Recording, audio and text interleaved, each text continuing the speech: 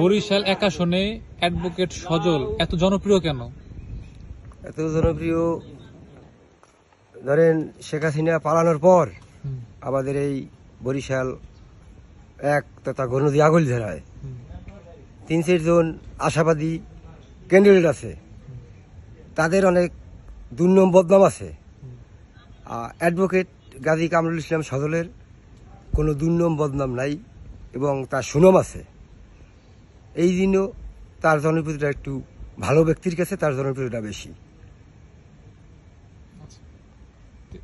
তিনি মানুষের সাথে কেমন মিশেন?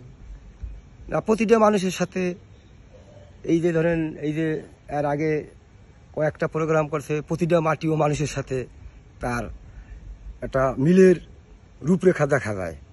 সে মিলতে পারবে বা মিলের একটা রূপরেখা দেখা যায় প্রতিটা মানুষের সাথে। এই যে দুর্গোৎসব উপলক্ষে আজকে হয়তো অনেক প্রোগ্রাম, অনেক মন্দির পরিদর্শন করবে। এর আগে অনেক মন্দিরে আর্থিক অনুদান যতটুকু তার সাধ্যে কুলাইছে, ঠিক আছে, সেইটা অনুদান দিয়েছে। আজকে আবার অনেক মন্দির পরিদর্শনে যাইবে।